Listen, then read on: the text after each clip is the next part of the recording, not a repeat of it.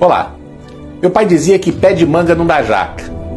Era uma forma de interpretar a passagem bíblica em Mateus capítulo 7, versículo 18, que diz: a árvore boa não pode dar frutos ruins, nem a árvore ruim produzir bons frutos. Homero Homem da Siqueira Cavalcante, em seu livro Cabra das Rocas, conta que em sua terra natal existe uma árvore chamada piuriteiro. O piuriteiro dá um fruto, piurito. E o piurito não serve para nada, não serve para comer, não serve para fazer óleo, não serve para coisa nenhuma. E o povo da terra cantaria pro piurito: piuriteiro que dás piurito, por que não dás coisa boa? Ao que o piuriteiro responde: cada um dá o que pode, conforme sua pessoa.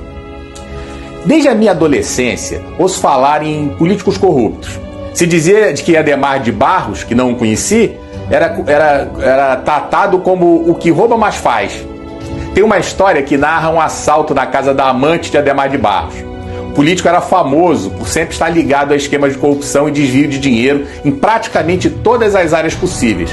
Provavelmente foi inspiração para o Sérgio Cabral.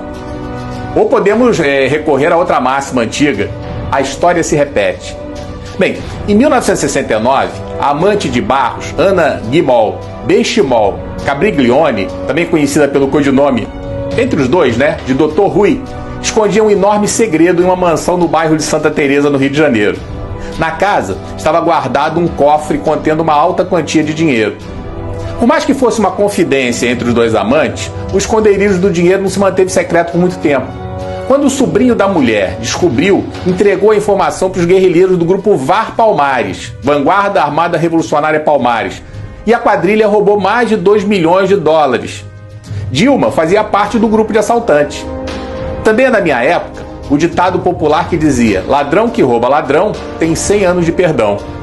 O ditado ignora que os ladrões e as ladras, perdoados, têm vocação para o roubo e continuarão seus malfeitos. Especificamente da minha época, se falava da corrupção de Paulo Maluf, a nova versão do Rouba Mais Faz.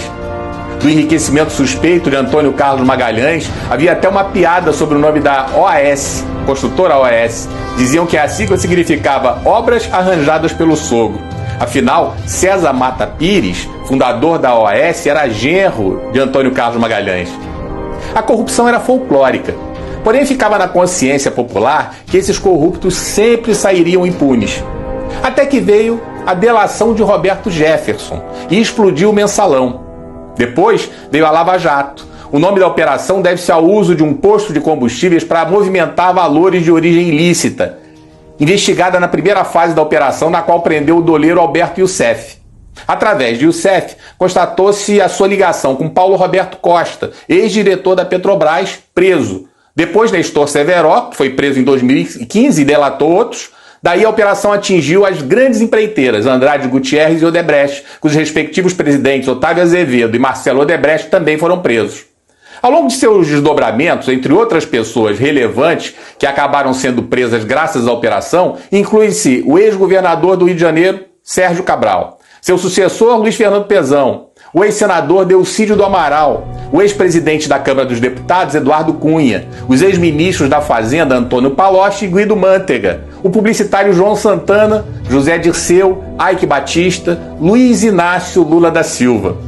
Novas investigações surgiram no exterior em dezenas de países, como Cuba, El Salvador, Equador e Panamá.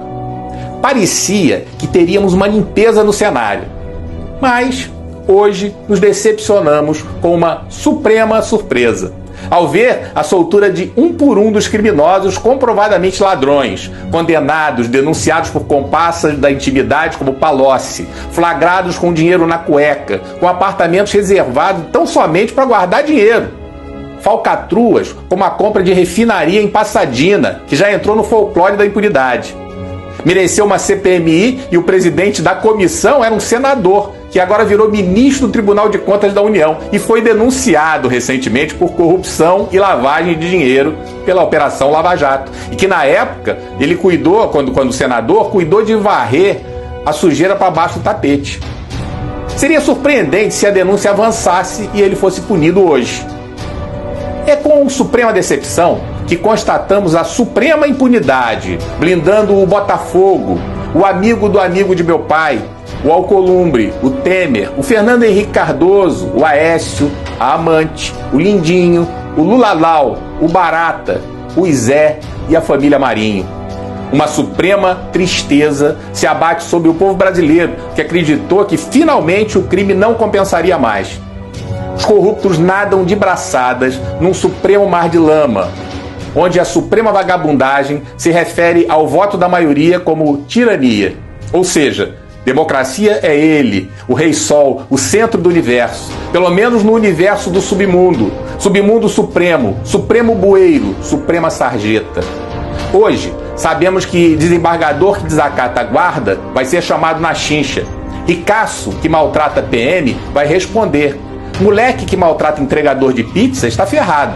Até a Globo vai ter que responder por suas falcatruas, pelo menos nas redes sociais. Fora delas, é pouco provável. Estamos carecas de saber quem pode esculachar os outros, falar mal de todo mundo, tem seus crimes deletados e não dá em nada. Pelo contrário, continua negociando suas coisas e ainda dá carteirada doidado. Um supremo tirano, uma suprema picaretagem. Não preciso conhecer os pais de certos canalhas para imaginar que ou erraram feio na educação dessa gente ou eram tão canalhas quanto.